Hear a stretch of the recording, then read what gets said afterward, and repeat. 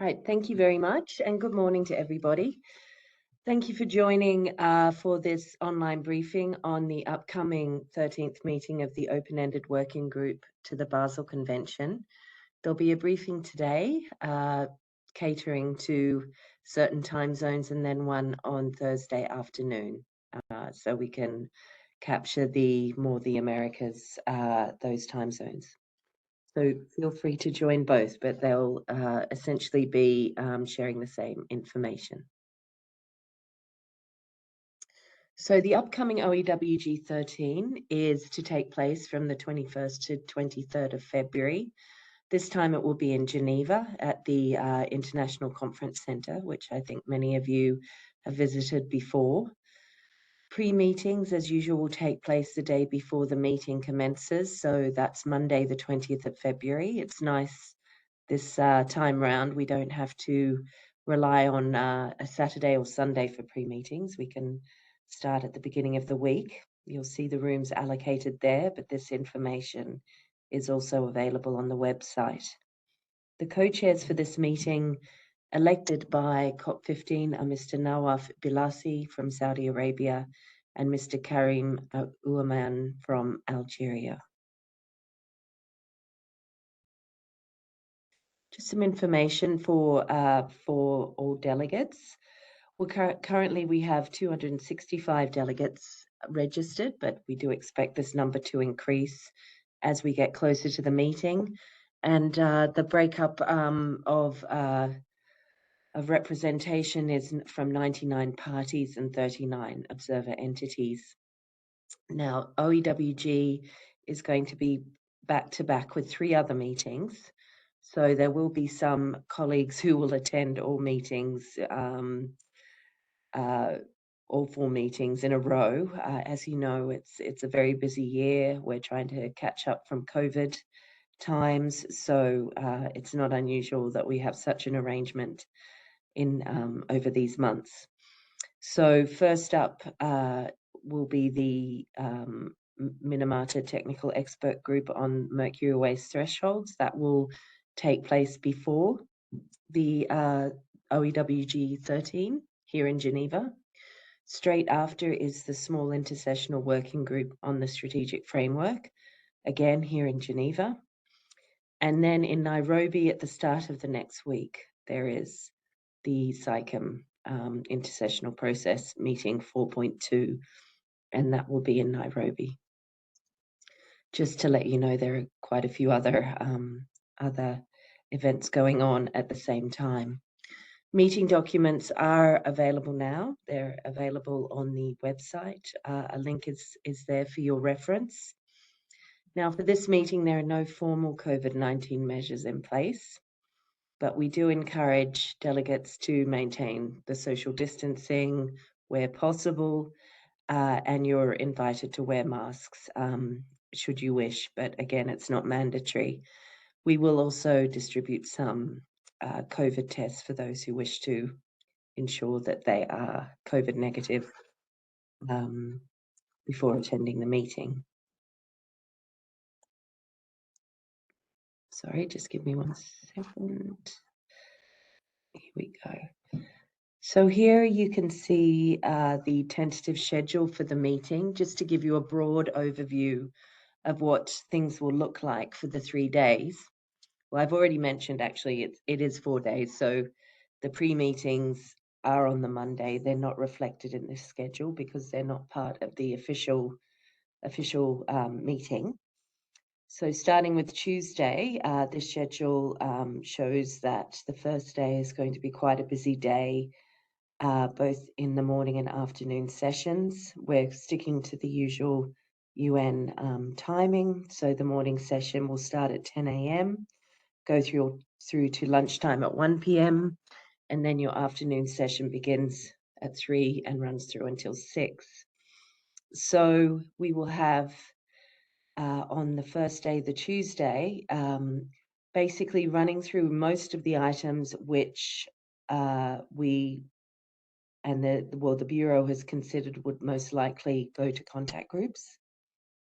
So I'll run through these in more detail in a moment, but you'll see the timing and of the items for the first day, it's anticipated that once we've run through all those items, then contact groups would be established, and those would meet the first evening, the next day on the Wednesday, all day.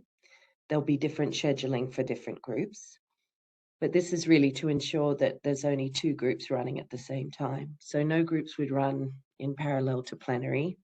It would only be 2 contacts running in parallel to one another. And then the Thursday morning contact groups would continue to meet. And then on the Thursday afternoon, which is, of course, the afternoon of the last day, there would be some oral reports of the items that were not prioritized for consideration. And then there would be a conclusion of the items that were discussed in the contact group. Just to mention that there are no side events for OEWG 13.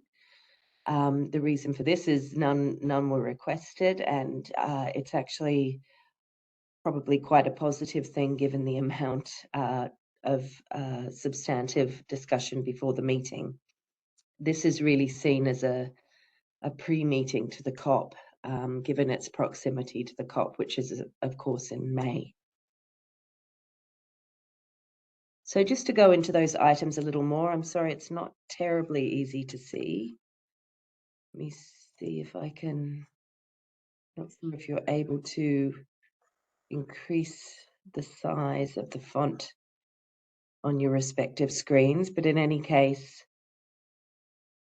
I can read these items out to you. You'll just bear with me for one moment. You will receive this presentation after as well, so you can refer back to it at your leisure. Right, so in terms of prioritized items, when we say prioritized items, we mean at COP15, you may recall that the work program of the open-ended working group was discussed for the biennium 22 to 23. And it was decided, because the OEWG would be a 3-day meeting once again, that certain items would be prioritized for discussion. Now, it's important to note all items will actually be raised during the meeting, but for some there will only be oral reports, and for others there's expected to be more discussion either in plenary or contact groups, and I'll indicate that here as we go through the different items. So first up is the strategic framework, and of course that's a discussion that's been going on for a number of years. Essentially, the meeting will consider the draft findings and recommendations to improve the framework and to work further on the recommendations. And it's expected that this would most likely be a discussion in a contact group. Next is a new item that was added during the COP15, which is work to improve the functioning of the PIC procedure. Now there's a compilation and synthesis of information that has been developed, looking at challenges in implementing PIC and best practices and possible approaches and so forth. And it's expected on that basis that OEWG would develop some draft recommendations. And it's likely that this discussion would be in a contact group. Next, moving on to technical matters. Well, of course, as is customary, we have a number of technical guidelines for consideration by OEWG. 2 sets of guidelines on POPs waste, of course, the technical guidelines on plastic waste, those on waste lead acid batteries, and on waste tires. Now, for all of these, it's expected that discussion would take place in the technical matters contact group. Next up, there is a discussion to be had on whether to develop technical guidelines on the environmentally sound management of rubber waste. This discussion is expected to take place in plenary. Next is electronic approaches to the notification of movement documents. Now there's a report with recommendations that's been developed, so next steps are be to considered. And it's anticipated this would most likely be in plenary, but there is room for this to go to a contact group as well. Another important item on OEWG agenda is of course, further work on plastic waste. So this is really to look at further activities that could be conducted under the convention in response to all of the developments. There will be an information document issued shortly with these potential further activities. So that document has not been posted yet, but I've been told that it is on its way. There will also be the report of the first Intergovernmental Negotiating Committee to develop a new agreement to end plastic pollution. So it's anticipated that those items will be discussed in a contact group because, of course, of the nature of the discussions will be quite in depth. Next up, you'll recall that at COP15, the amendments to the e-waste amendments were adopted, which was a great milestone for the convention. Well, now there is work that has been done to look at consequential amendments that need to be made to existing guidance, technical guidance, and so forth. So the Secretariat has done some work on that. That will be considered by the meeting, most likely in a contact group setting. Next, we move on to our legal items. So providing further legal clarity is the only legal item before the meeting. And this is where the meeting will have a chance to consider the EU proposal to amend Annex 4 and certain entries in Annex 2 and 9, and then also to consider progress made in the review of Annexes 1 and 3. We anticipate this would be a discussion to take place in a contact group. Next, as you'll be aware, there's the Basel Convention Partnership Program with the 3 partnerships that are considered by OEWG. These are PACE2, the Plastic Waste Partnership, and the Household Waste Partnership. Taking the Household Waste Partnership, first of all, this will simply be an oral report to OEWG as work is still going on in the background to finalize the overall guidance document, and that will in effect go straight to COP and not be considered by OEWG. But for PACE2 and the Plastic Waste Partnership, there have been work plans for the next biennium drafted by each partnership, and those will be presented to the meeting for consideration. We do anticipate that this consideration would take place in plenary as opposed to in a contact group. And then lastly, as I mentioned, there will be oral reports on the remaining items on the work program of the open-ended working group. So for these, we're looking at the technical guidelines on e-waste, waste containing nanomaterials, cooperation with the World Customs Organization, and the work program of the OEWG for the next biennium. So oral reports on these items will be given on the Thursday afternoon before conclusion of the items that have been discussed in contact groups. So moving to the next slide. So we've mentioned all of the different items that are prioritized for discussion. Well, how will those outcomes be taken forward? Well, as I mentioned on the Thursday afternoon, and for those of you who attended OEWG 12, it's a very similar setup.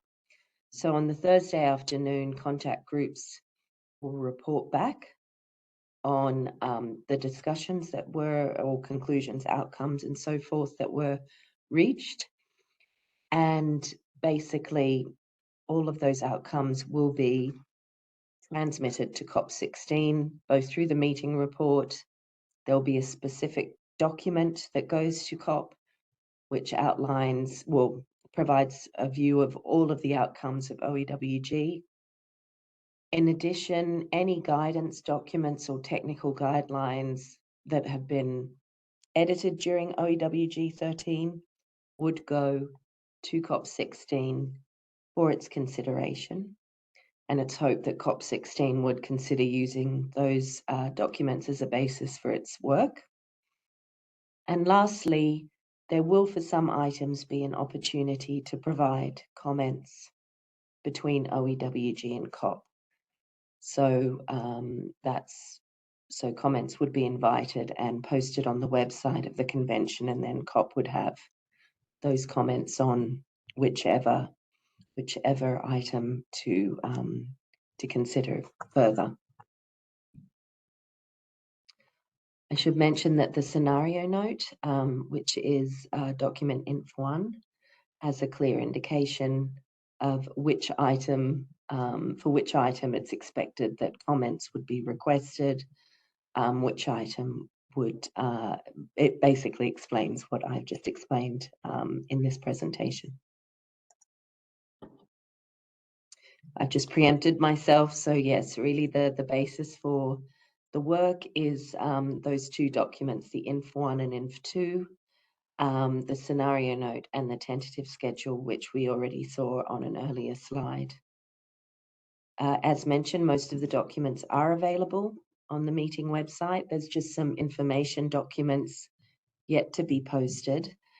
This is really because the groups are working flat out until very close to the meeting. So we're posting their outcomes as quickly as we can when they're made available to us.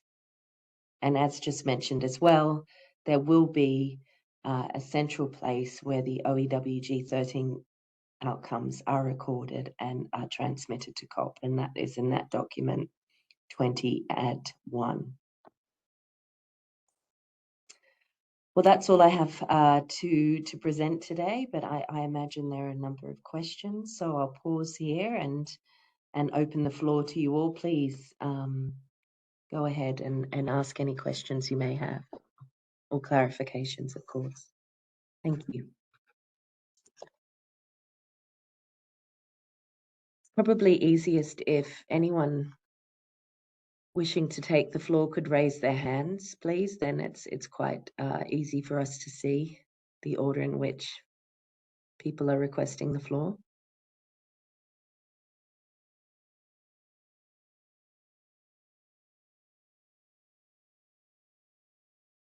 Or of course, you have the option to put something in the chat box and we will monitor that as well.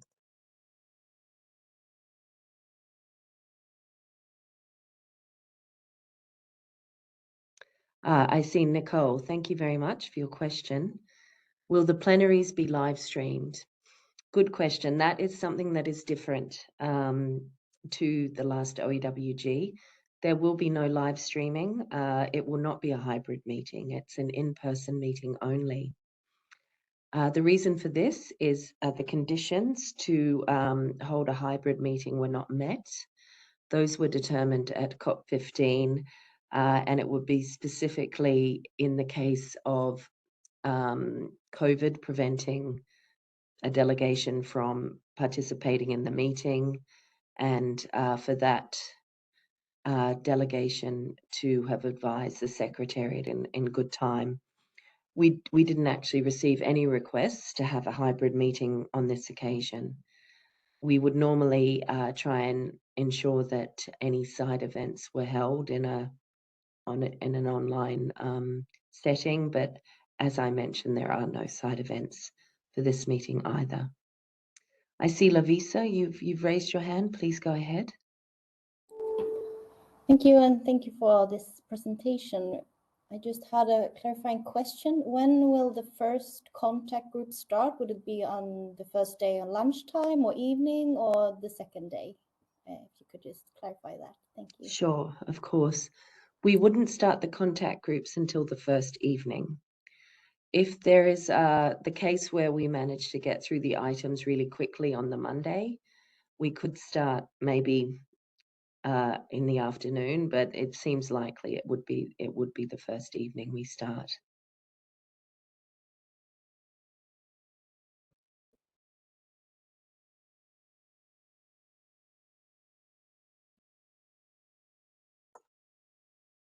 Any other questions? I'm just trying to keep an eye on the chat as well, so feel free.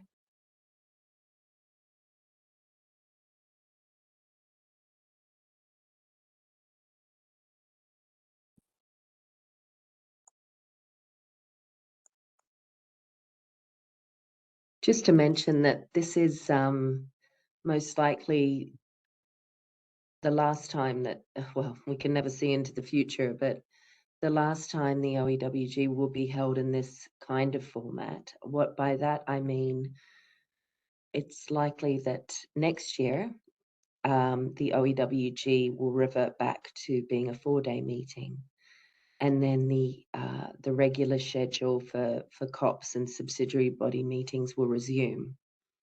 So the COP, of course, is in May this year. It seems likely that then the OEWG would take place next year. So that will be OEWG 14. So that is in the non-COP year. And then the year after there would be COP 17. And then we'll resume that every other year schedule.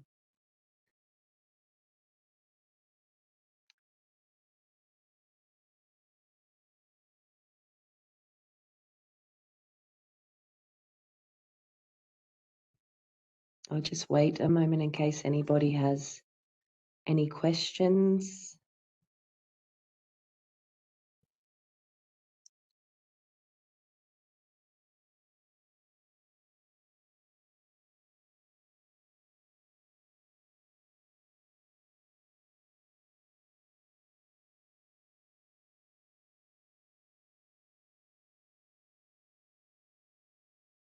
Nicole, please go ahead. Yes, apologies. I did miss the first couple of minutes of the meeting, and you may have answered this question. But in-person participation then is open or limited to representatives of accredited organizations? In-person representation, you need to be from an entity that is either a party to the convention or has observer status to the convention.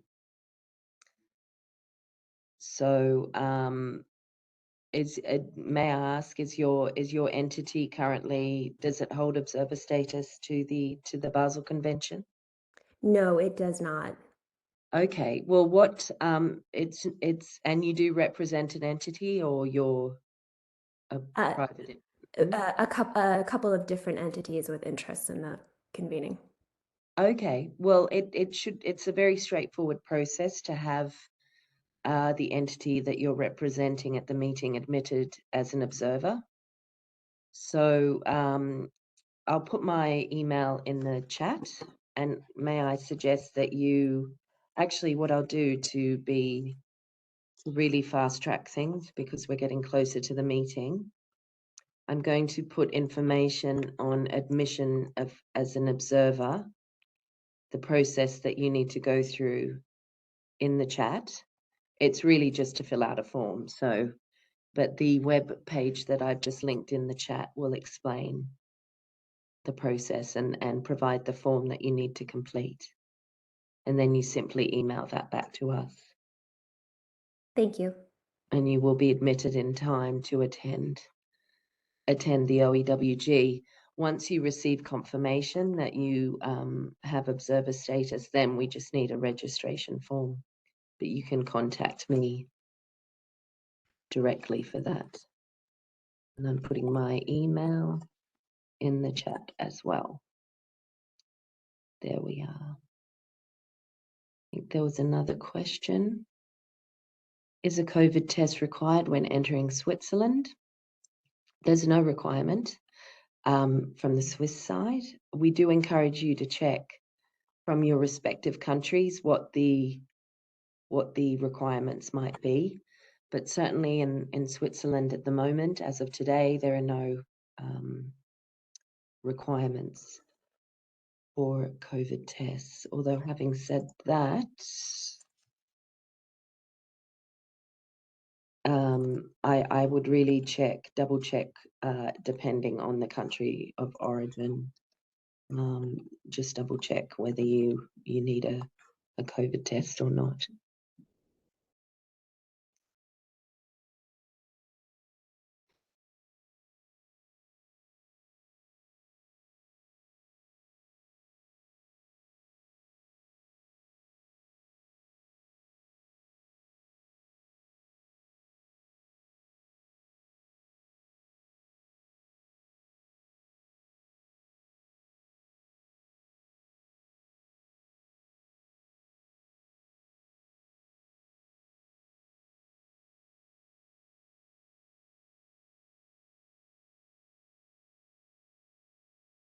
Right, well, I'm not seeing any other questions.